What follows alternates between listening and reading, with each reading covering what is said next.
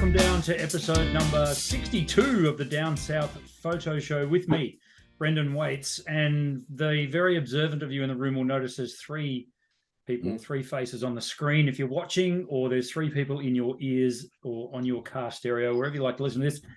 Over there is Cam Blake. He's on my far that way. He's the furthest one over. Cam Blake in Hobart, Tasmania. Hello, Cameron. G'day, Brendan. How are you? Why do we have a third person on this show? I would like to introduce our listeners, for those of you who don't already know this man. He is probably the world's greatest landscape photographer. It's Tom PUTT, everybody. Thank you. Thank you, Cameron, for having me. We don't do sound effects on this show, do we, Brendan? No, because I have to edit them in. No, we can't. We don't know how to. We barely struggle to do a bleep. Yeah. So with that in mind, I think we could go hard. Not necessarily keep it PG. Yeah, this will be the episode. This will be the episode that never comes out. I can't be bothered editing that hard. So, Tom, lovely to have you on the show. Thank you so much for giving us some of your time tonight for technically what's part two of Cameron and Tom's big adventure down to Franklin. We spoke about the Franklin last week, and we said we would have the other dude on that was on the trip as well, and that's you, Tom. So we'll be chatting with you about your adventure down to Franklin a little bit later on as we go through. But I think it's prudent to let our listeners know a bit about yourself, people who don't know you. Tell us where you're based, Tom. I'm based on the Mornington Peninsula, specifically Mornington itself here in Victoria. I've been living here with my partner and 3, 4, 5 kids here for the past 6-7 years. We opened a gallery in Main Street, Mornington, a retail gallery selling my artwork about 4 years ago now. In fact, we celebrated our birthday last week. I've been photographing landscapes for the last 25 years or so, sort of professionally, if you want to call it as such. I seriously started photographing landscapes back in 1997 when I walked the dodgy overland track for the first time. March 1997 it was. It was amazing, and ever since then I've just loved photographing landscapes, etc. So yeah, I've been doing that for many years. I've been employed in the photographic industry professionally since 1998 as a professional sports photographer for 3 years, running my own portrait studio for 11 years, running workshops since 2005, teaching landscape photography. But been dabbling in photography ever since I was sort of like 13 years old. So when you say sports photography, that sort of piqued my interest. What sort of sports photography were you into? I was employed by a professional sports stock library, so-called Sport the Library, based in Port Melbourne at the time. And so that was back in October 1998. I had a passion for triathlon. I was competing in triathlon a bit, but then in the meantime, when I wasn't competing, I was photographing professional events, going across to Hawaii each year to photograph the Hawaii Ironman triathlon, and built up a portfolio that I sort of gave or presented to the owner of that company at the time. And they liked it enough to bring me on board as their staff photographer. And for the next 3 years, I just spent, the rest of my time traveling around taking photographs for them on slide films, transparency film, with $20,000 worth of gear that I'd borrowed from the bank at the time. Canon 400mm f2.8 lens, 16 to 35mm, 70 to 200mm lens, and just learned, I guess, cut my teeth in how to shoot on transparency film and how to shoot, sports photography with that company. So it was amazing. It's actually quite interesting because we're all sort of from the same generation, and all three of us now have had. Well, you are, Ken. We've all sort of cut our teeth on film and then lived through and worked through the digital revolution. So it's sort of apt that all three of us are here on the show tonight. So what we not like to do when we have a new guest on is a little segment we call burst mode, which we'll get into in one sec. First of all, though, for the people watching, people like to know where our backgrounds are. Cameron, your background is? My background is from the Franklin River. I was lucky enough to have a model pretty much comp stomp me. So I've got Tom in this photo. You had a model at every opportunity on the Franklin River. It was incredible. And for our avid listeners and viewers, they're going to notice that he's wearing a red jumper. And I just love red jumpers in photos. I reckon if you're not taking a photo without a red jacket in it, then it's no point even taking that photo. So no point. I wore it specifically for you. I knew you'd love it. Yeah. I think you're putting on a bit of a geeky pose there, but it was more about just showing the size of the landscape against his physique. And as you can see, it's pretty bulgy. I look like a giant there. You do look like a giant. And one thing I noticed about Tom on this trip, that he has his tripod up as high as it goes every time. Like, it's always at maximum height. Very tall person. Yeah, absolutely. No, you're not actually. You're a lot shorter in real life. Coming from you, who's a wombat, whose belly rubs across the ground every time he walks. Actually, Cameron, your background looks like the easiest Where's Wally of all time. It is. Look, it is. You can sort of pick him out. He does look like Where's Wally. I didn't think about that. He does. I think I might be the wombat, but you can be Wally. Yeah, that's right. And Tom, your background, that looks like there's someone familiar in yours one of as the well. most spectacular spots on the Franklin River. It was a crowning moment whereby we drafted down the Collingwood River. We came into the Franklin River. I'm like, oh my God, I'm finally here. How long have I waited for this? Line up this perfect shot. And then somebody walks through my frame right there and flips the bird. I think I was about to scratch my face. Yeah. Don't know about that. It was a terrible. It was such a beautiful moment that was ruined by this rather inconsiderate person on the workshop. But anyway, we won't name names. There's always one on the workshop. There is, unfortunately. Yeah, we just couldn't get rid of him for the next week. And for those playing along at home, my background is the wonderful Lake Boga in northwestern Victoria. Lake Boga. Oh, right. Lake Boga, up near Swan Hill, my old stomping ground where I grew up. In fact, my wife is from Lake Boga, from that, and they get the Mallee sunsets. I rate as the best sunsets on the planet. Great spot to take some photos. So, Tom, yes, are you ready? Are you ready for our little burst mode segment? I don't think I am, but anyway. I had nothing to do with this. These are rapid fire questions. They are the same set of questions that we've asked all our guests on the show so far, all two of them. So basically you answer however you want to answer. The idea is, though, to keep it snappy, though. Let's see how you go. Okay. Let's not make it a 3-hour show. Don't be verbose, Tom. Yeah, no. Question 1, color or black and white? Color. Film or digital? Digital, for sure. I like it. Prime or Zoom? Oh, got him. Depends what you're shooting, but let's go Zoom. Yeah, right. I thought you were going to say Prime then. No. Okay.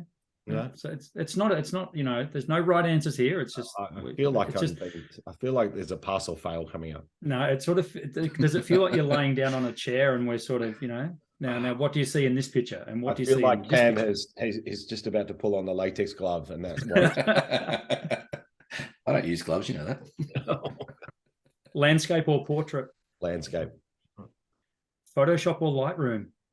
Lightroom for sure. What are you doing using Photoshop? Okay, all right. I want you to elaborate on that one. Lightroom, why for sure?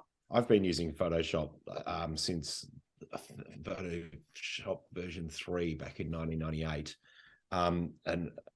And look, I don't use it much these days. And the simple reason is that with my edits, if you bothered to look at my website, Brendan, and spend hours poring over the wonderful images, you'd notice that I don't do a lot to my images in post-production. So therefore, everything that I want and need is in Lightroom. So at the end of the day, I will promise you that if you come into my gallery or you look on my website, I've spent probably less than 2 minutes on each of my photos.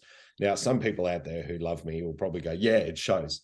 But to be honest, my style of photography is very much to try to replicate what I saw with the eye, and therefore I'm trying to get as much correct in camera in the first place. So us from that sort of film background will know that when you're shooting with transparency, you've really got to make sure that you expose it correctly.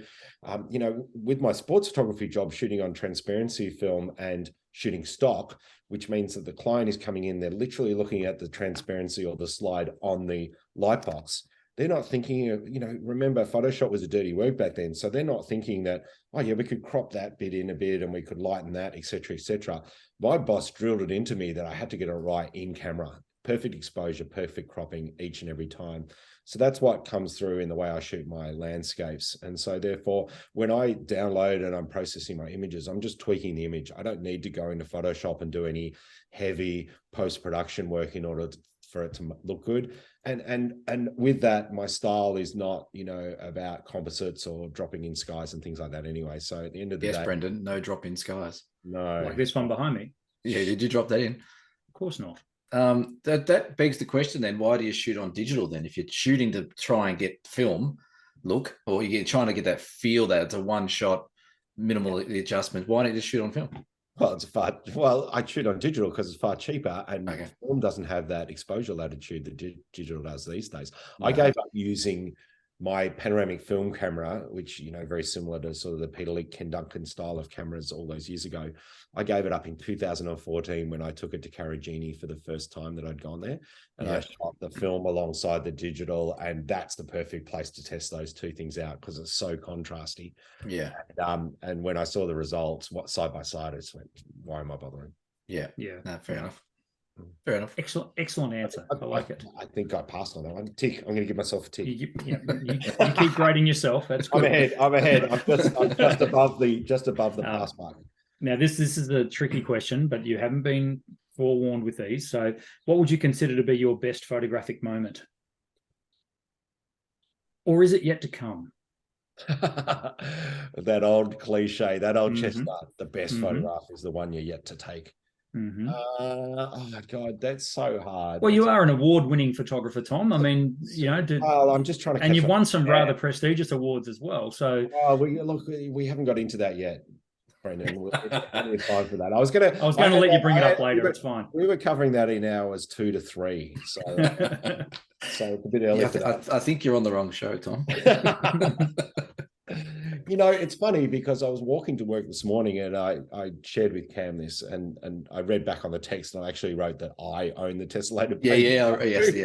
Yes. But there's sort of like this is a topic for another occasion, but they're those iconic photos that people have taken that they then own that subject.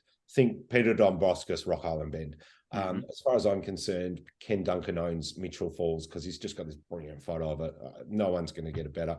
Peter Lick has a gorgeous vertical photograph of Simpson Desert that he calls it June Staircase or Stairwell or something like that. And Cam, as far as I'm concerned, owns the tessellated paper down there with his bloody Aurora shot. Good on him. And I'm still searching for that one landscape here in Australia that I kind of own because it's so iconic. I mean, it's very hard to do. But there is I do love this sort of beautiful photograph I took of a burnt forest at Mount Malloy out the back of Cairns 20 years ago, where I was driving along.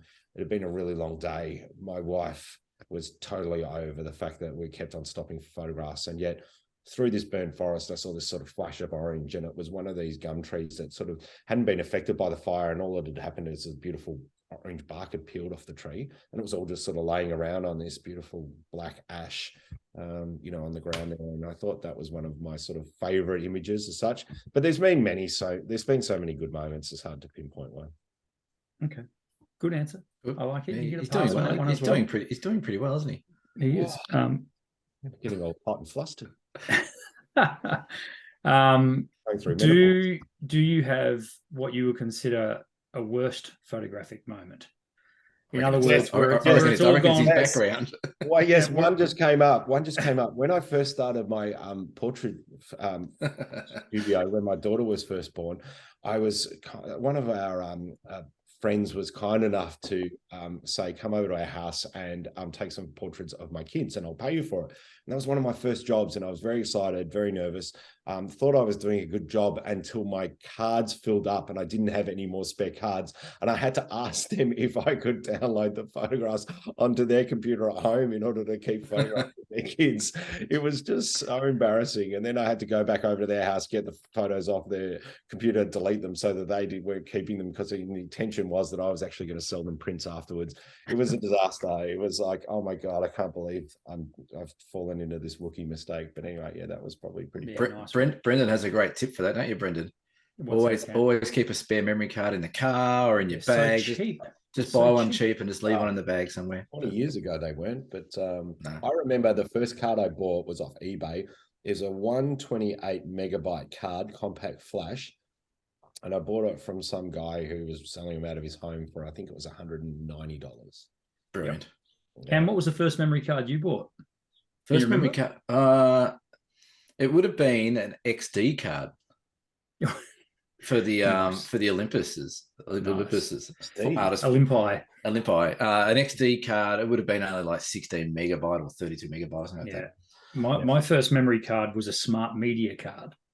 Oh yeah, this is real thin ones. Yes, that's right. Yeah, and it was 128 megabytes, right. And it was $320. Wow, that's incredible, isn't it? That was my first digital camera was a Fuji FinePix 602Z. Ooh. Nice. AA batteries and smart media. Anyway, we digress. Yeah, remember the double Speaking of cameras, the next question for Tom is, Tom, your favorite camera of all time? It's got to be the one he's just bought that he hasn't told his wife. She's not listening. No one listens to the show. It's okay. That's right. Yeah, my favorite camera of all time would have to be my panoramic film camera, which was a rip-off of a Linhof and the Fuji. It was a Tomiyama Art Panorama 617, a sort of Japanese rip-off, and it was just a big heavy box with a lens bolted on the front. The lens was quite decent. So I think it was a Fuji, or it was a Snyder, So did you say Tomiyama? Tomiyama. Isn't that golf? Okay. Not like Tommy Armour, like the golf clubs. No. I don't play golf. You mean Tomiyama, one word, Tomiyama. Correct. Yeah, gotcha. That's what I thought he said too. Tomiyama, Art Panorama, it was called. I've still got the camera. It's in the garage there somewhere. The shutter stuff on it and everything else. Did that have a dark slide for it? It did. Yeah, absolutely. It had a dark slide on it as well. Yeah. And sorry, it had a ground glass, so you could actually take that off and then focus and then load the film up based on. But I never used that function because once you put it on, I did a series of tests when I first got it. It actually went to the Sydney Olympics and photographed the opening ceremony of the Sydney Olympics, that camera. I bought it off a mate of mine who photographed with me there. And he rang me from the Monash engineering department and said, oh, that camera I used at the Olympics, they're selling it and they want like $3 or $4 grand for it. Are you interested? And I'm like, oh God, yeah, rather than the 10 grand plus that I'd have to spend on a Linhof or a Fuji. And I did some tests on it when I first got it. F32 was the only sharp aperture on it. F22 or F45 either side went soft on the edges at 17 centimeters across. So you just shot it Fuji ISO 50 film rated at 40, F32. And then the shutter speed was anything from about 1/8 of a second down to however many seconds you wanted to let it run for. So it was a great camera. I ran tens of thousands of dollars worth of film through that. In fact, I think I estimated somewhere in the order of $40,000 worth of film and processing. Right. Wow. Did you make your money back on that? Of course not. That's money well spent. We're photographers. We are not here to make money, Cameron. You know how you know how to become a millionaire being a photographer, don't you? This is an old Peter Eastway joke. Start with 3 million. Yeah, definitely. Yeah. So to that end, we also need to know what your favorite lens is or was. I'll tell you what my favorite lens is. I watched your show last week, or I listened very intently. I'm sort of a newcomer to your show because, I've been very busy and, your show's fallen apart. Well, I'm very pleased to know that Matt actually declined an offer to come on your show. I know you talked about getting him on, but he's rightfully declined the offer. And I watched last week that you showed off a beautiful new lens that you've got there, Cam. Well, yes, you got one that's bigger. May I just say that is easily my favorite lens at the moment. Look at that big beast. Does everyone know what that is? It looks long and black. Is it what? Look at that. That's an 800 mil beast. That is a Nikon 800 6.3 lens. That is it's 38 centimeters long without the lens hood on it. It weighs 2.6 kilos. It is unbelievably light, unbelievably awesome. And I think there's 2 in the country at the moment. And thankfully, the real question that all our listeners will want to know is what's the girth? What's the filter thread on that? Massive. That is big. Yeah, I don't know. Gigantic lenses, tripods always fully extended. What's going? Someone's lucky, Cam. I might actually let you in near it one day. You might be able to touch it. Stroke it. Last question Well, in you the said burst it was mode PG. is... No, I never said that. Graceful behavior. If my mum's listening, I'm going to have to explain all these jokes to her. Last question in the burst mode, and keep it as brief as possible. What does the future hold for Tom and his photography? Photographing, getting back into my bird photography, which I started photographing, my photography career, if you call it as such, when I was 9 years old. So I'm really excited to use that lens and get back involved with it.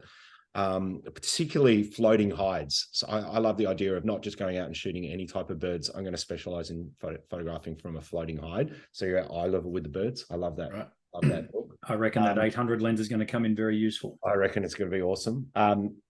Publishing a lot more of my work in my books. We did 3 books this year, one of them with the illustrious and world famous Cam Blake on Cradle Mountain, Lake St Clair and the Overland Track. We still haven't seen that book. We have about, where is it? We have at least another half dozen books in the pipeline and more to come. So that's what selling more of my artwork through my gallery, running my workshops, going overseas, going to amazing places. That's what the world looks like for me.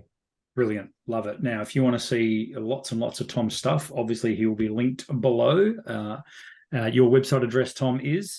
TomPutt.com, TOMPUTT, as in golf.com. It doesn't always comes back to it, doesn't it? It is a golf show, this. It is, yes. Yeah. That's right, exactly. So I'm not going to touch that one. So this is, as we said earlier, this is sort of the Franklin River episode part 2, because Tom, you ventured down the Franklin a couple of weeks ago with that guy there. And I'm still here to tell the tale. So to tell the tale, exactly. When you put your name down to go and do this, did reality meet your expectations? So just to answer that question, let me give you a bit of backstory, and because I know we've got a few hours left. So when I first heard about the Franklin River, my mate Ian Wallace, who's a good friend of both Cam and I's, told me about his experience on the Franklin River and his near-death experience. And therefore, in my mind, I was never going to go down the Franklin River. And it was only this year that I went back to Cradle, ran a few workshops there, saw Peter's work, sort of started... Crashed a few workshops, you mean? Laura... There must be a cross line or something. There's this annoying voice that keeps coming on and interrupting me. I can mute him. Yes, please do. Please do. So, I started looking at his work again and buying a few more of his books online, secondhand, Wild Rivers, for example, et cetera, et cetera. And I really ignited my passion and love to want to go and shoot bold landscapes, wide angle lenses, getting close to your foreground, et cetera, et cetera. And I thought, what better way to jump into that genre again by going down the Franklin River. And at a very weak moment in time, with a little bit of money in my bank account, I stupidly went on to camblakphotography.com.au and signed up for the workshop. And look, it was, and from then I really didn't think too much about the workshop as such. I did very little research. I didn't read much other than what to take. And I really wanted to go into that experience without having many expectations at all, or knowing much about what we were going to see or experience, because at the end of the day, I just wanted it to be just coming at me and seeing it all for the first time. And to answer your question, it was incredible. It was well beyond my expectations. If you haven't done it, I would say to anyone who wants an incredible remote experience in such a unique part of the world, but who is a passionate landscape photographer who knows that Peter Dombrovskis Rock Island Bend photograph, and who, I think for me personally, it would have been a little bit of a sort of, not injustice, but I would have felt a little bit like I'd left a little bit on the table if I hadn't in my career gone down and actually seen that for myself. That I don't want to replicate his photo. No one's going to do better than what he did. I just wanted to go and see it for myself and pay homage to obviously his photography and the impact that that particular photograph had on the Australian history. So it was incredible. The whole experience was amazing. The guides we had were fantastic. The weather was interesting, to say the least, which just added to the whole experience. The people that we travel with, et cetera, et cetera. It's not it's not your typical sort of photographic workshop where you just land in one spot and you do day trips from there, and it's all very easy and nice. It's a bit of hard work, and it's a real adventure experience. Well, just we've spoken with Cam about last year's trip and this year's trip, and a lot of our listeners and viewers will know a fair bit about Cam. But you, Tom, would you consider yourself to be physically fit? Like, did you find it arduous? Yeah, I would be. You know, I'm probably a few kilos. Aren't we all, mate? Don't worry about that. We always want to be fitter and look more buff and be more like Cam. But I consider myself to be reasonably fit, and still there were times where I'm like, hey, this is pretty challenging. So it knocked you around a little bit a couple of times? Not for the paddling so much. I do a bit of kayaking on the bay anyway, and so I was pretty prepared for that. It was more the portages where, you know, you're climbing up over hills and through forests and vertically up a few places, which is normal, apparently.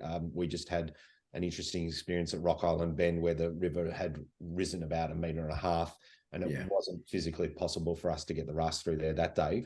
And we'd stopped, and yet there was nowhere to camp. So the guides are like, well, we're going to just go up through the forest there, down the other side, walk along the river a bit, and we'll find camp just around the corner. You know, they made it sound very easy. And 3 or 4 hours later, we made it there.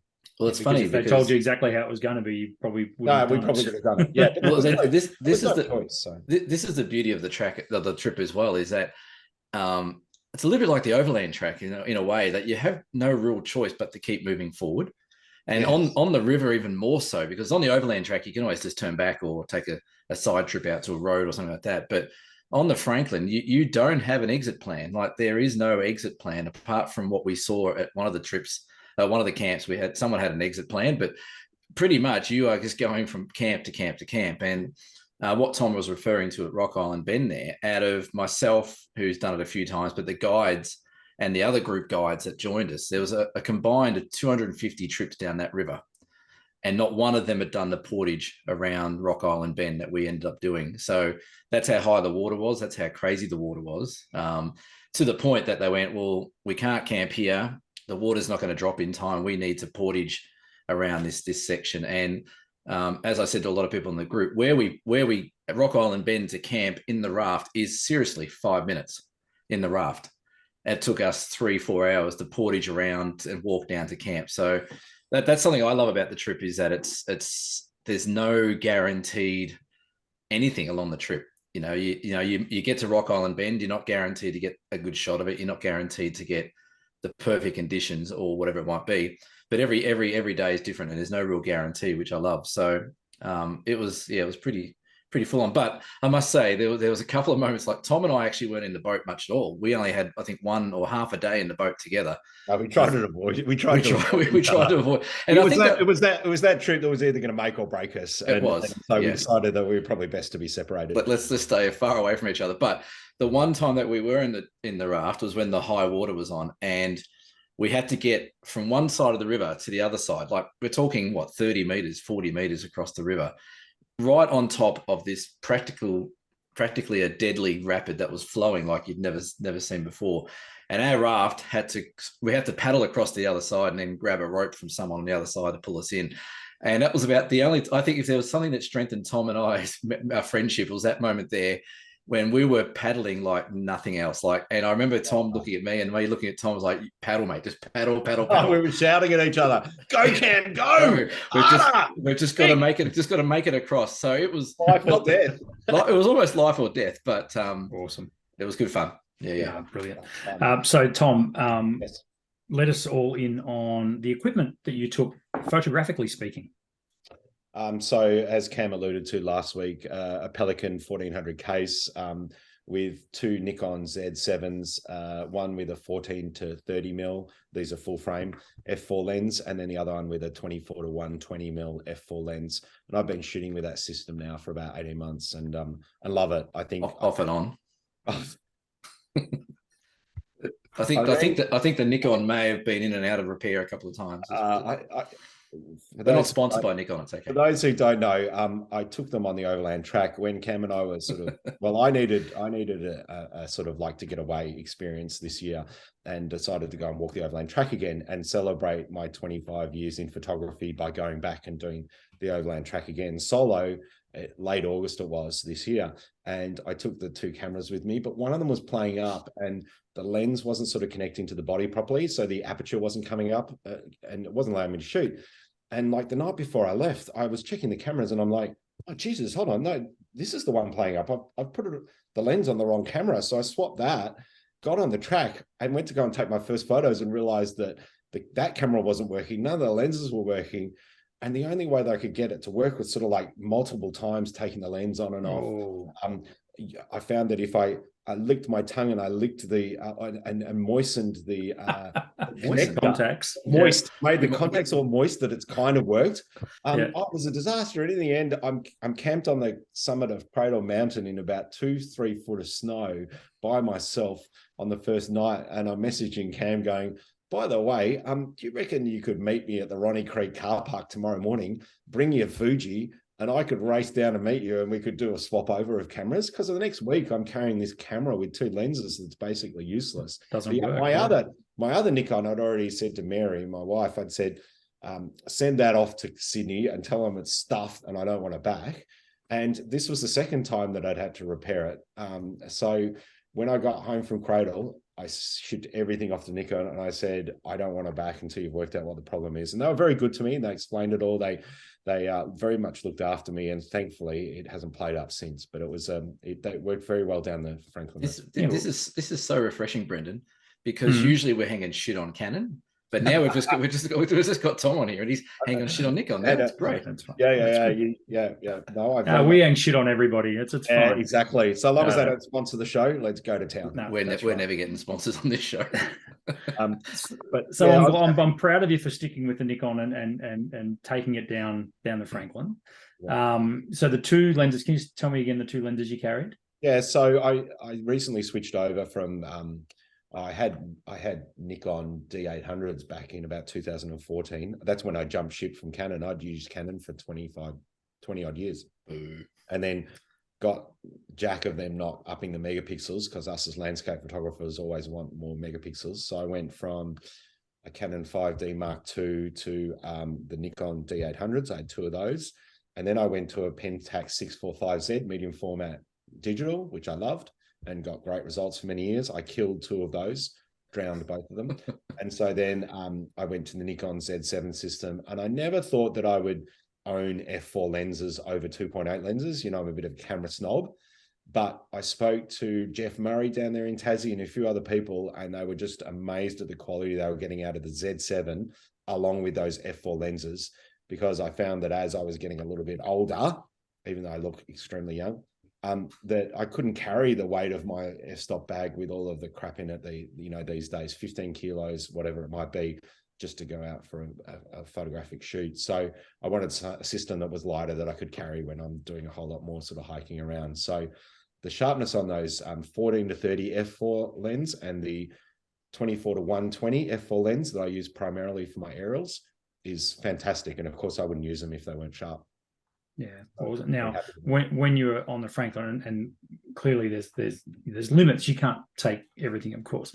Yeah. Did you ever find yourself wanting for a different lens? You were happy? No, I had the really extreme wide angle for the stuff where I'd get really close to the foregrounds. There's some great shots there of some, a whole lot of logs sort of banked up, one on top of the other, so you could get in really close to them and point the camera down and get some really good distortion happening there, through to the 120 where you could sort of zoom in on something in the distance, some fog going through some trees or something. So never needed anything else. That's one thing about the Frank and I like as well. It's a pretty compact studio you're working in the whole way. Like there's a couple of moments where you can see straight downstream a few hundred meters and stuff like that. But overall, it's all this compact sort of shooting all the way along. So yeah, you can get away with using a 24 to 70 mil lens most. Yeah, exactly. Yeah, and a lot of people ask before we go down, it's like, oh, can I bring my 200 mil lens, or can I bring like my 100 to 400 or something like that? It's really not going to be required. So no, yeah. And if you're thinking, because what happens if we see some wildlife? I mean, I'm an avid keen bird watcher, and there was hardly anything. You just don't see a lot other than beautiful landscapes and flowing rivers, etc., etc. So yeah, nice one. So how many nights were you out on the Franklin? What was it? 7 nights, wasn't it? 7 nights, 8 days. Okay. And in terms of battery power, what did you guys take? So I had 3 batteries. So obviously I had one in each camera plus a spare. And then I carried a Signet power bank, which was 20,000 milliamps. And I used that to charge my phone because I had my mobile phone in just a waterproof casing with a lanyard around my neck. So I had that stuff down my life jacket each day. So I was charging up the phone a bit, but it was on airplane mode. And then I charged up my camera battery a couple of times in that 24 to 120 millimeter lens option. But, you know, the batteries was not a problem. And in fact, I'm embarrassed to say that I think Cam actually tutored me on that and said, oh no, you can charge your camera battery while you leave it in the camera and just plug a USB-C connection into the side. I'd never really done that before. So yeah, thanks. That's a total game changer, those. It's revolutionized power, hasn't it? I mean, you know, carrying spare batteries is almost a thing of the past. Like you might carry one as just for redundancy, but otherwise, one of those bad boys that Cam's holding right there. This is 20 milliamps, and that'll charge, for example, the OM system. I'll get 4 or 5 charges out of that. So that's technically 5,500 shots. Almost. Well, that's exactly what I plan on taking down the overland. Is one of those very 20,000 milliamp hour battery chargers. Yeah. I do find that the mirrorless system chews up batteries far quicker than, you know, the conventional mirrored system. Definitely. Yeah. Probably twice as quickly as before. But obviously we've got those power banks that we can carry with us, which make it redundant. I think the new overland track huts, I know you guys don't stay in the huts, but the public huts are now going to have... they got USB chargers. USB chargers in them, yeah. Wow. Actually, that's something I'm looking forward to on our trip. Etc. So all the new huts are open now. I was talking to some people the other day, so there's some new huts on there. But so there's a beautiful one at Kiora and another one at Lake Windermere, and the one at Waterfall Valley is gorgeous. Yeah, it's incredible. Do we get to name them? No, they're named. Oh damn it! I was going to call one Tom. Tom Hut. Perfect. You're all over it. Now, look, we need to address the elephant in the room. There was an incident on the Franklin. Well, Cam didn't go to the toilet for the first 5 days. So he was the other incident. We all did a stacks on. It came out and covered everybody, and it was exploded everywhere. It was unbelievable. No, there was an incident.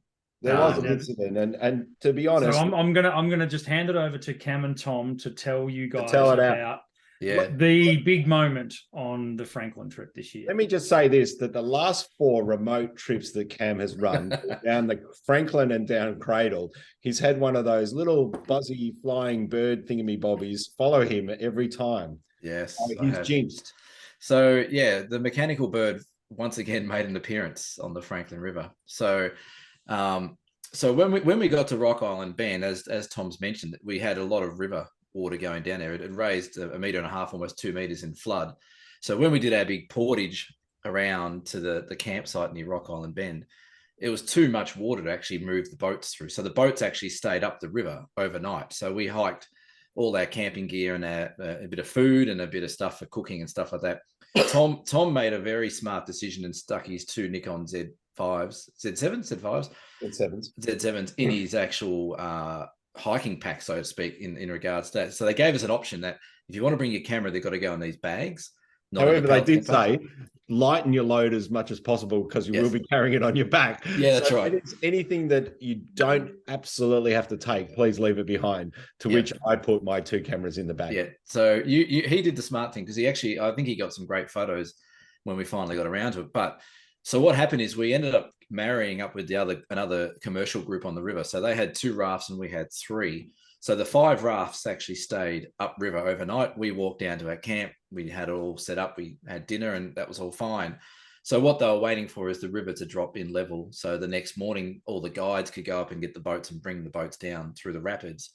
So they went in the morning. I thought it was quite funny because usually like Newlands Cascades where we were is quite safe, but it seems to be the one spot on the river where the guides are like, right, we're off. You guys are on your own. Don't die. Sort of thing. So, that's where Ian, almost drowned. Yeah, that's right. That's where Ian almost fell in as well. So, so what they did, they took off the next morning to go up the river to go get the boats. And you know, it was about a couple of hours later, I think, wasn't it? When Yeah, they it all was significantly later because they had to yeah, rope them around Pig Trough. that's and right. and then they jumped in them and rode them down the cascade. That's right. So they're usually pretty Quite excited, these guides. They're like, oh, we can run these rapids and do that. So we were keeping an eye out from where we were. And Newlands Cascades is about 300 or 400 meters of these in continuous rapids. So we're all lying around. There was food and we're just chilling out. And then all of a sudden we saw the first raft come around up the top of up the river, and they came down and did all the rapids, and like, yeah, everyone's cheering and carrying on. They pulled over to the side, and then they brought the next raft down, and then the next raft and the next raft. And as it always happens, it was the last raft they had to bring down. And there was 3 highly experienced guides in these rafts, and they came down these rapids, and we're all watching it like, yeah, this is cool. Now they did a couple of bits where they disappeared in the rapid and came out, and then they got bumped off to the left into a wall, and they negotiated that. They got out of the rapid and they came down to like within 20 meters where we all were, and they sort of looked like they were just coming into park into the corner, into the wall, and they hit the wall, and then the water just started pouring into the boat. And what it did is it flipped the boat upside down.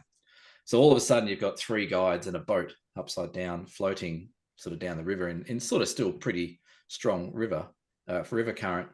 And so as this is all happening, we're all watching on the side. Tom was just taking photos probably. I don't know what you were doing. Or you were doing video, I think. I was videoing it, yeah. Yeah. And everyone's like, okay, there's 3 people there. And Mitch was, he was swimming everywhere. The young bloke, he was grabbing oars that had fallen out. And one of the guides from the other company, he all of a sudden sort of just disappeared under the raft. And then everyone's like, oh, where's this guy gone? Where's he gone? And next minute we saw him on his partner in crime picked him up from under the boat and pulled him out. And he looked pretty yuck when he came out from under that boat. And I think we all sort of thought, oh, he's taken on a bit of water, or he's sort of partly drowning or something like that. And I remember hearing him say, let me go. And he swam across to the bank. And at that point, I think all of us sort of said, oh, okay, well, they're all okay. They're all off to the shore. Everything's okay. And then the next minute, one of the guides from 10 meters down the river where he came running up to camp to get the first aid kit. And then they ran back down.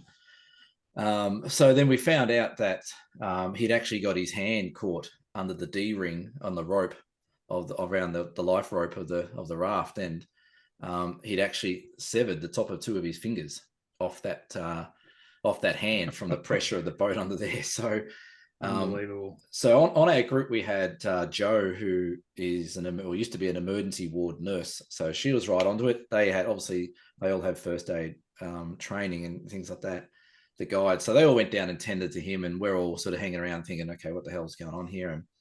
And then out came the satellite phone. And as soon as the satellite phone comes out, you know exactly what's on its way. And so, yeah, about, I don't know how long it was, about an hour or 2 hours. Would have been 2 hours. 2 hours, maybe, yeah. And that sounds like a long time, but they did radio it through as a non-life-threatening emergency. So they said, if there's something that's a priority, obviously go to that first. But for us, we need a chopper, but not immediately. And so, yeah, I think they did come eventually, as in, they came straight to us, but they had to refuel, and they were probably on a lunch break or morning tea or something like that. Playing cards in the TV. Yes, exactly. Yeah. So, so an hour and a bit later, or 2 hours later, the Westpac rescue helicopter comes in and lands upriver, and they take this guy had his hand all bandaged up. Thanks to Joe, she went down and bandaged it all and redressed it, and they took him back to Hobart. And from all reports, he's fine and in good spirits. And the one thing that was surprising about that, which I thought this is just so typical of guides in general, but the helicopter hadn't even arrived, and people were hanging shit on this guy before what had happened. Like, his own mate they were calling him KFC, finger licking good.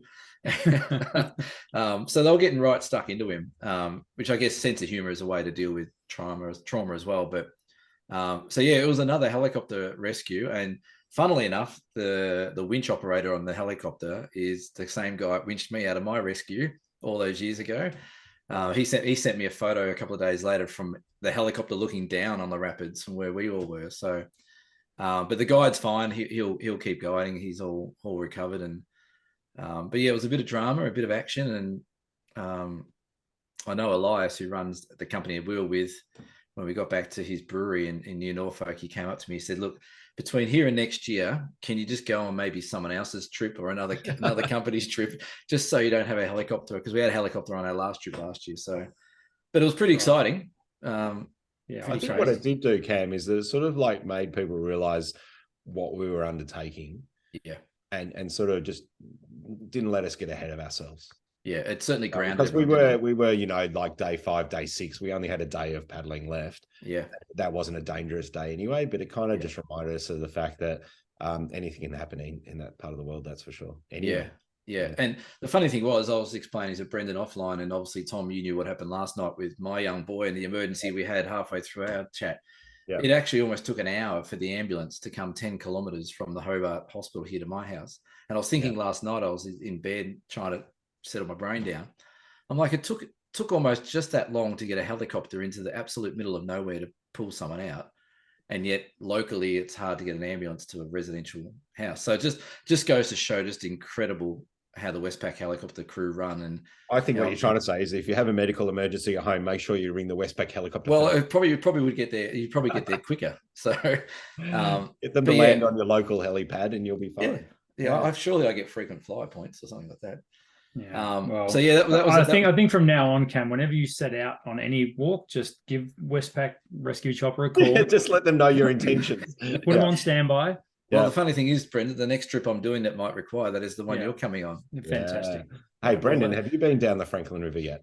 No, I have not. Oh, you must come. We've got a space available next November, the 10th to the 19th. Let me know if you need me to speak to the powers that be, the chief financial officer, and I'll introduce myself to the lovely lady. And let's get the overland under my belt first. Thanks. We'll start there, and then that's. No, I'm very excited. When I spoke to Cam last year about the trip, and now to both you guys, it has really inspired me to want to get out there and do it. So I'm sure it is on the cards at some point. Yep. It just looks incredible, and I think that the thing for me that keeps hitting home is that how Cam explained it to me was you don't see anything man-made for a week, which I kind of really think is awesome. That kind of isolation, I think it'd be pretty cool. Yeah, you definitely like there's a couple of little things that you see along the way, but it's one of those places where you're in the wilderness. Like there is no doubt about where you are. And even like when Tom and the group at the Erebus, you walked up that little knoll bit at the back of camp, even when you get up the top there, and I think you mentioned it last night on the presentation, that you really get a sense of where you are in the wilderness because you're on top of this mountain and you don't see anyone. Like it's just a river and mountains and valleys, and that's what it is. So, and I think that's quite unique these days to go to such an incredibly iconic landscape location and not have the hordes of people taking photos there. I think that's probably an attraction or part of the charisma of what we did is the fact that you're not there sharing it with hordes of others, which I hate. I mean, I won't go to the Wanaka Tree in New Zealand, for example, because I don't want to stand in line with 40 or 50 other photographers getting the same shot that they do. What's the point? That's rubbish. So So when it came to the actual photography on this trip, Tom, did you find yourself wanting to get further away from where you were, like, you know what I mean? Like you're right there. You can't go too far away from camp because, for obvious reasons, you want to stay safe. And if you trip and fall or anything like that, or did you find that a wee bit frustrating? Or also when you're on the raft itself, did you find it a bit frustrating? Oh, I want to stop. I want to get a photo. And you're sort of limited to the stops, right? Yeah, I think there's a couple of points to be made there. Firstly, yeah, I hear what you're saying, but by the same token, it challenged me to look and find photographs in the places where we did stop. So typically where I might just go, oh, there's nothing here to photograph. Once I started just allowing myself to look for a while, I then saw a whole lot of things that I hadn't seen in the first place. So that was surprising. And I really enjoyed that part of it because it helped me be more creative. I think secondly, there are some really good shots that you can get while you are traveling down the river. And of course, if you're the lead boat, you've got no one in front of you. If you're sitting in the front of the boat, there's just, the apex of the boat and that's it. I think if you had either, some of the participants, as Cam alluded to last week, had Olympus TG6 down their front and they could take photos with that, or your iPhone, or even just being able to have, and we've queued it up hopefully for next time, Cam, where we'll have a dedicated Pelican case at the front that's easily accessible, that all 4 photographers in that raft have a camera in, just one of their own cameras in that Pelican case. So we can just pop it open easily, grab the camera, take a shot, put it back and be going within 5 minutes. And there's time for that as well. There's plenty of time for that as we go along the way. So that would be something that I do, but I didn't feel like I missed out on many shots along the river by not having my camera there all the time. Yeah, cool. And Cam, you were saying the same thing, that you found it focused your attention, pardon the pun, on exactly where you were stood, basically. Yeah, and it happens every time as well. Like it's different. It's probably the most unique trip I do out of my itinerary of what I do each year, because you do the overland track, you got so much to shoot there. All the other places I go, you got plenty of access to tracks and locations, and you can drive here or drive there. But the Franklin River, it just purely drives your, like you said, it purely drives your focus and it's great to sit back and watch newbies go down the river, because the first couple of days you can sort of see people's brain ticking over. They want to do all these incredible large landscape shots, and there's not much to do with that. But there's a lot of these beautiful intimate shots along the river, whether or not it be rocks or tree roots or cliff faces or patterns in the water. And you can see people's mind. It's almost that disconnect from city life to wilderness. Like people they switch off the busy brain that they have 9 to 5 every day, and they go into this Franklin River mode where they just chill out, calm down. And I think the river does that. It calms you down, and all of a sudden you start looking at things completely different as a photographer. And I think people walk away with not only an amazing memory of the trip, but they walk away with, I think it's another weapon in their repertoire as a photographer, that they might go somewhere and they might be struggling to get a vision of what they want to look at. And I think they can sort of switch back to their Franklin River experience and go, right, okay, well, this is a bit like the Franklin River, where I couldn't see a shot every time I went somewhere, but what I could do is I could make shots happen based on being a bit more focused. So I think it's really good like that. And it's quite unique. So I don't think there's many other trips that you can do where you sort of challenge that much for 8 days in a row. So I would say too that I think it's I think the benefit of having that experience is that it's not purely just a workshop. It's probably more an adventure with some photography thrown in, as opposed to, a photographic adventure where you're doing a little bit of whitewater rafting. It's not that at all. And so that really appealed to me, in a sense that we are going on this adventure, and every photograph that we get is going to be a bonus in that regard. Yeah. That's good. Brendan's dying up there. He's having a few coughs. I muted myself while I was having a little coughing fit. I'm not calling for a Westpac rescue chopper just yet. That's a highly professional act by you, muting yourself. Thank you, Tom. Filters. Did you take filters with you? I don't use filters much at all. I try and avoid them. I just find that I get sort of slowed down and stifled by them. I do carry a polarizer and a 6-stop neutral density filter. I think I put the 6-stop on a couple of times, but that was it. I didn't really need them. Polarizer, not so much? No, not at all. You kind of want that nice, when it rained and it saturated the rocks on the side of the river, etc. I liked that gloss, that shine that we had coming off them. And aside from this actual trip, you say you don't use them much at all in your photography? Hardly ever at all. I think people get caught up in using all these filters and think it's going to improve their photography. They're probably better to choose better subject matters, to be honest. I think you've hit the nail on the head. People think it's going to improve their photography. That's not what they're made for at all. The filters are made for particular situations, and I totally am all for that. And particularly with ND filters, I mean, it can certainly change the look and feel, but it ain't going to make you a better photographer. There's no question about that. No, I think sometimes the less gear you have, the better. So we're not sponsored by Nissi either. Well, I sell Nessie filters and Subaru tripods, but are you an I'm not going to tell people how they should spend their money. I mean, they should be. I always say to people, don't go and buy new cameras, new equipment, etc. if it's going to preclude you from coming on another one of my workshops. You should be spending your money on my workshops first. And as tongue-in-cheek as that is, you're exactly right. We've said this all the way through the Down South Photo Show, and that is spend your money on experiences and what could be better than a rafting trip down the Franklin. Yeah, absolutely, for sure. Speaking of which, we are doing it again next year, which is going to be awesome. I can't wait. I'd go again tomorrow, and I say that with all honesty. If Cam rang up and went, "Hey, Elias has got 2 spots available next week. I'd be having to explain myself later to Mary, but at the end of the day, I would go. It was so. I know when I love a place when I'm already planning the next trip to come back before I've ever left.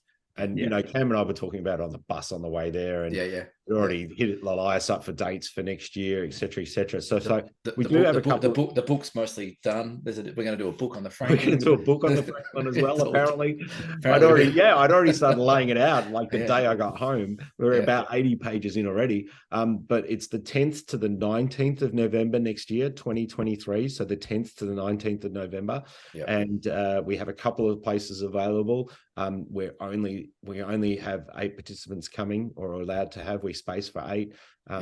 We'll be sort of handpicking the crew based on obviously fitness levels and et cetera. But if you'd like to come, we'll post a link. There's an inquiry form on the website there. We'll put it, if you can't find it anywhere, if you go onto my Facebook, it's as a public post, so you'll see it there also. You know, one of the things I love about the Franklin more than anything is when people book in for this trip and they're like, "Oh, cool. What do I need to get? What do I need to buy?" The first thing you say is you need to buy Dunlop volleys. And people are like, Dunlop volleys? What are you talking about? Like, they are the best. People, it's just they're $15 pair of shoes, but they are the probably most essential equipment. Hey, I paid $50 for mine. Oh, did you? Oh, so you got ripped off. That's because you coming, Tom. That's because you bought clown size. I'll send you the bill. I'll send Cam the bill. But it's a great trip, and once a year is awesome, and it's different every year, which is. You know, it's low water. Once a year, it gives you time to sort of say, I'm never doing that again. Forgetting the bad parts, remembering the good parts, and going, it wasn't so bad after all. Perhaps I should go back. Well, look, and it's plainly obvious to me just by the way you two are going on about it in such a good, glowing terms. Pretty awesome experience for the old mental health as well, I would imagine, Tom. It was amazing. I really didn't think about anything else the whole trip, to be honest. Brilliant. I haven't told Mary that, but you know, I really didn't give 2 craps. She didn't think about you either, mate. Don't worry. She didn't answer his satellite phone for about. Brendan, whose side are you on, for goodness sake? You're sounding like my wife here. But yeah, it was amazing. Hey, I know that we're going to wrap up soon. I know we aren't going to sort of break the talking landscape photography, world record. However, I wanted to reference a podcast you did a couple of weeks back where you were talking about, you brought up me, Brendan, and me not releasing my images on social media anymore. And the nail on the head. Thank you very much. You sort of like, I was nodding the whole way through, because you were very much sort of trying to understand perhaps why that I would do that. And it was exactly the case where they do get easily overlooked. We're in a very fortunate position. When I say we, Mary and I, in that we have a gallery, we publish books very regularly, 3 this year, for example. We have the vehicles in which to be able to release our images. So in different mediums other than social. So it makes sense for us to do them, I feel, the best justice by printing them big and putting them on the wall. And you know, when I would go before social media, before even the internet, really, back in the late 90s, when I'd walk into Ken Duncan and Peter Leak's galleries, you know, in Melbourne here, Cairns, Noosa, Port Douglas, etc., I loved nothing more than going in and seeing their latest work, because that's the only way you could see it. It wasn't on their website. It wasn't on Facebook. Facebook hadn't been invented yet. So we want our customers and our followers, to have that same experience come September next year, when they walk into the gallery and they see 25 beautiful photographs that they've never seen before. And there'll be a great story alongside of that. And they'll be very much absorbed in the moment and for the first time seeing these images. And hopefully that will create an impact that lasts with them for a while to come. I would imagine you're going to have quite a hard time narrowing it down to 25. Yes and no. It's interesting because I'm my harshest critic, and this is going to come across really the wrong way, but there's very little of the work that I do that I actually like. Of your own stuff? Of my own work. Yeah. You know, for example, I entered the International Landscape Photographer of the Year competition this year. Cam's seen the photos I entered. I shared them with him today. There was 8 images. What I thought was my worst image ended up getting in the top 101. And I look at it now and I go, well, there's nothing special about it.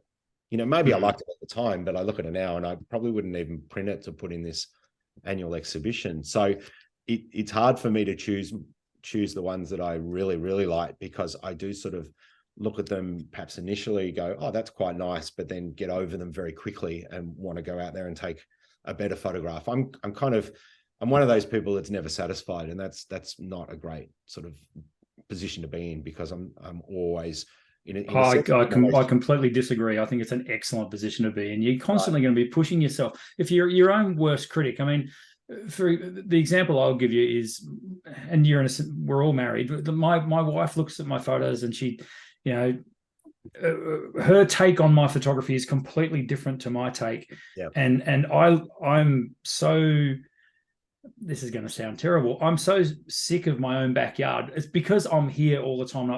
This is where I go. This is where I work. This is where I raise my kids. This is where I'm located. So I go out and I take these photos, and I'm forever trying to outdo my own, but all I've got is what I've got to work with right in front of me. Yeah. Yeah. And that can be really, really frustrating. But I seem to have been able to inadvertently over time weed out, so sort of like the old general manager of General Electric. His theme was every year he would sack the bottom 10%. Yeah, that's Jack Welch, wasn't it?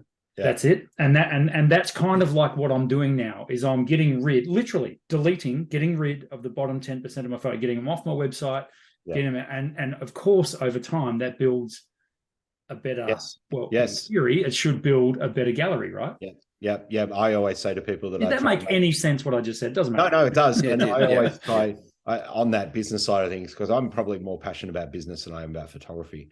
I always say to people that I try and make a 1% improvement in my business every week, so that by the end of the year, it's 50% better off than it was at the start of the year. And I like doing that tinkering and finding new ways to do things that are better, so that it keeps me interested, it keeps me motivated, et cetera, et cetera. And the same with my photography. I'm never sort of resting on my laurels at the end of the day. I'm always striving to do better, take a better photograph, go to amazing locations, et cetera. And just try to be better as a person. But I think what I'm trying to say too, Brendan, before you rudely interrupted, was that I think you've got to celebrate your successes as well. And that's what I don't do well. And I don't want to sort of be 80 or 90 and say to myself, I really probably should have celebrated that one success a little better. The one more recent thing that we did was when I won Nature Photographer of the Year through the International Photography Awards. We actually went across to New York to accept the trophy for that. And we're so glad that we did, because that was only a few months before the pandemic hit. And we had no idea that it was coming. So we got the opportunity to both go to New York for the first time, see some amazing sites, visit some people that we hadn't caught up with before, et cetera, et cetera. And so, that sort of, because Mary was the one who said, if you win, we're going. And I'm like, hold on a second, babe. We haven't even got the money in the bank account, let alone, how are we going to farm off the 5 kids? Have I got any workshops on? Who's going to look after the gallery? There were so many boxes we needed to tick. And fortunately, we were able to tick all those boxes and go. So, I think you've got to celebrate your successes along the way also, but always obviously strive to be better. Do we get to a point though, and our chat that we had today about awards and stuff, which we'll touch on another time, but are we getting to a point now as photographers where we're chasing too much success? Like, you're saying that, you're never happy with what, you're probably your worst critic or your harshest critic. Like I find in the work that I do, and as I said today, like I like what I do and I like the results I get. And I generally can sit back each day and go, I'm happy with what I'm producing and happy with the photos I get. Where I think there's a lot of other people with they're like, well, my best photo is still ahead of me. I've still got to get that best shot. I've still got to go there. I've still got to get that. Are we taking it a bit too seriously in regards to what we're photographing? I know that's a big topic to open, but I sort of feel like sometimes photographers, there's a lot of this external pressure, awards, social media, making money at it, workshops, whatever it is. Are we sometimes putting too much pressure on ourselves to get better and more exciting photos for the wrong reasons? Or are you saying that, the shots that you're wanting to get, or the improvements you want to get, is purely for your own personal satisfaction of what you see and what you take? Or is it business related as well? Does that make sense? If Mary was here, she would answer this straight away by saying Tom doesn't do anything unless it benefits him. In a sense that I'm pretty sort of driven and selfish in that regard. And so at the end of the day, I'm not going out there to take better photos in order to win any type of award or to gain any sort of recognition. I'm only doing it purely for myself. So at the end of the day, my competition is not anyone other than myself. Yeah. And but so I'm not doing that in order to then, one up people on social media. Yeah. At the end of the day, I'm out there wanting to take the best photographs possible so I can be the best photographers and take and publish them in books, for example. That's my legacy. Sell it as artwork, etc., etc. Of course, I want to be the best, but it's a long journey, and it's the journey I'm on, and I realize that it's going to take time. Yeah, I think Tom, and speaking for myself, but I would imagine you and I are kind of similar in this regard. I don't so much have a gallery as such. I run a photographics shop that has my artwork on display. To me, and it happened today, that there is no bigger kick than when someone hands over their hard-earned 4-year photos. It still freaks me out. I mean, I'm so pleased that people do it, and we walked into a $10 million house in South Yarra last week and hung a beautiful snow picture of mine, canvas 1.5 meters, and they had this brilliant artwork on the wall. In fact, they told us that they spent $85,000 on one of their pieces of art, and here is my $4,000 piece of canvas hanging in their living room, like pride of place, like in their living room.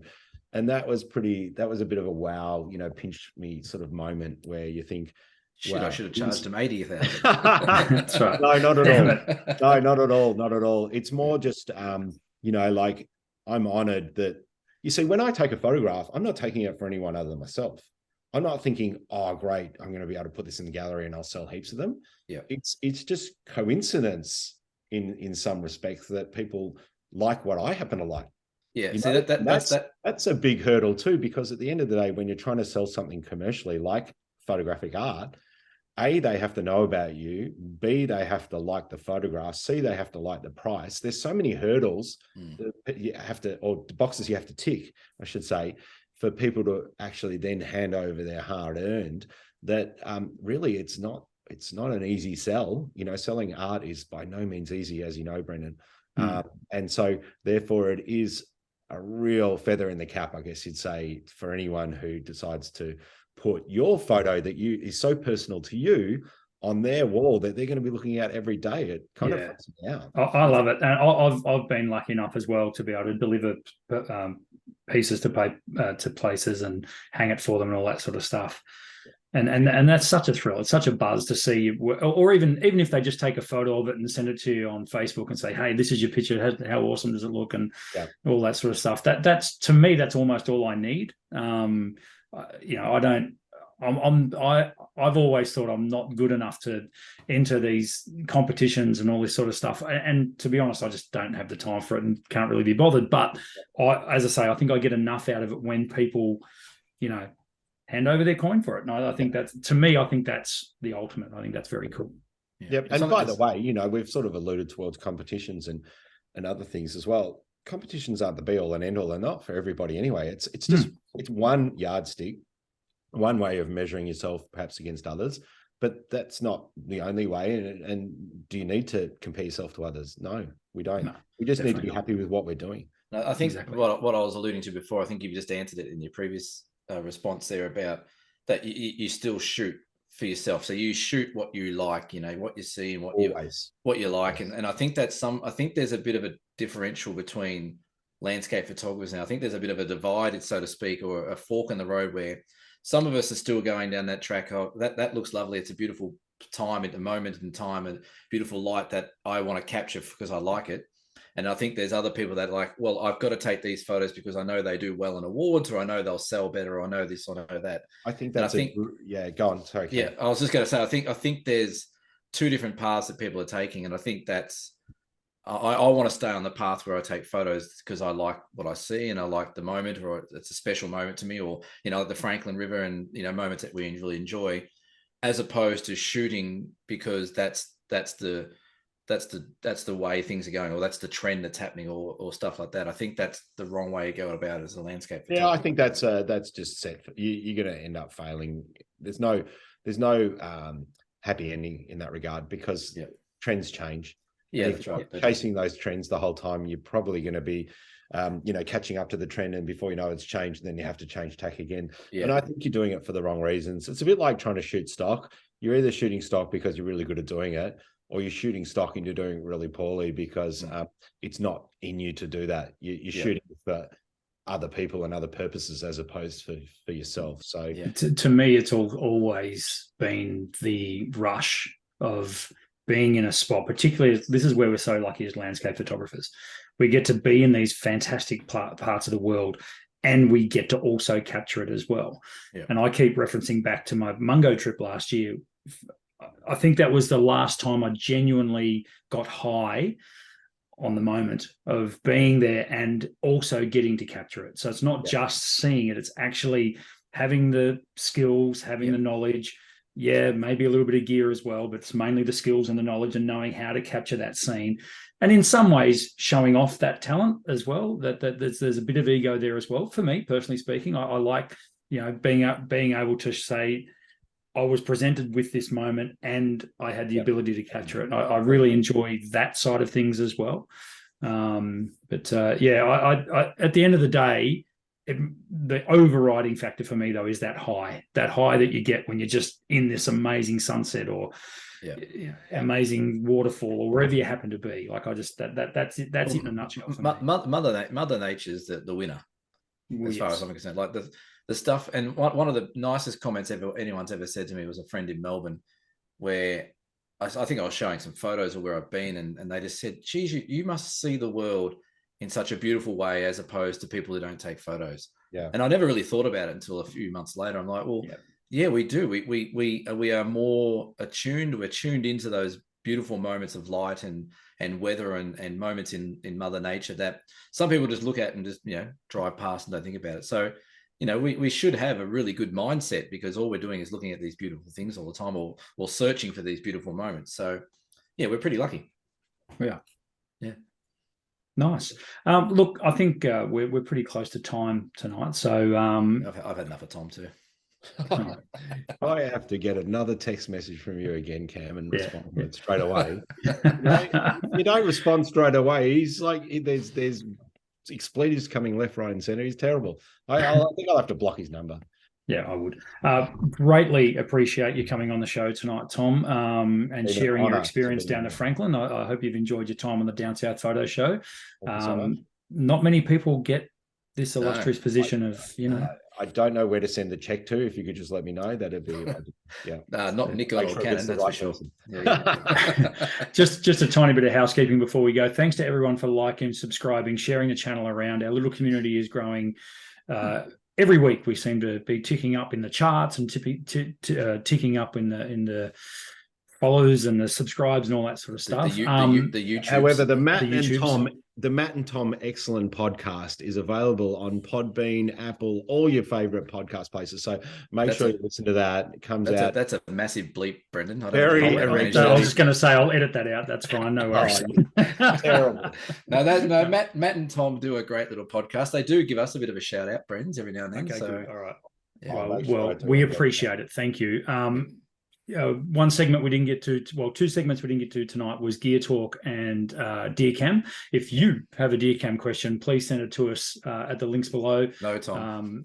We actually did get a Deer Cam question this week, but of course, the man in the middle of the screen here is a doozy of a question too. We've got to research. It is an absolute. We probably actually need the 2 weeks to try and figure out an answer to it, to be honest. So yeah. I can't even remember what I asked. No. Now to quickly wrap up, Tom, what have you got coming up for the remainder of 2022? Are you just running the gallery and doing that sort of stuff, or workshops on, etc.? After 17 workshops, 24 weeks away, I have been home for about a week, and so therefore I'm going away again. I'm taking my kids up to Byron for 10 days next week, which I'm very much looking forward to. It's a holiday. Superb. I am going to take my camera. I'm going to do a bit of bird photography, a little bit of sort of droning and landscape stuff, but just wanting to chillax and sort of unwind and regroup before we go away to Yellowstone to run a winter wildlife workshop in the USA come the 1st of February. So I can't wait. Sounds terrible. Wonderful. No, I would like a request. If you're getting into your bird photography, yes, I want to photograph myself, but if you ever get one, I want an azure kingfisher, please. It's my favorite bird on the planet, and I need a photo of an azure kingfisher, please. You know where you'll find them, Brendan? Kakadu. No. Down the Franklin. as rare as hen's teeth down on the Franklin. Yeah, but how good would it be? Yeah, it'll look very nice. But I almost got one at Kakadu at Yellow Creek? Yellow Waters. Yellow Waters. Yeah, Corinda, I think I actually got a couple, but I did see one up on the Ord River. There's a little creek that goes off to the side there. We had quite a few, and they were the tamest I'd ever seen. You're never going to look through your lens and see an azure kingfisher without thinking about me. So I just wanted to insert myself into that. I think if I go to Hillsville Sanctuary this weekend, I might have. There you go. Yeah, I don't want any captivity. It has to be in the wild. Cam, what have you got coming up for the remainder of 2022? Probably a fair bit of drinking and relaxing, I think. Attaboy. So nothing's changed then. Nothing's changed. I'm still getting over the trip with Tom. I'm getting flashbacks and nightmares. You are busily planning what you need to do when our Cradle Mountain book arrives. Yeah, we that's right. We're going to get advanced copies in a couple of weeks. Oh yeah, in less than 2 weeks. So we'll have some of that.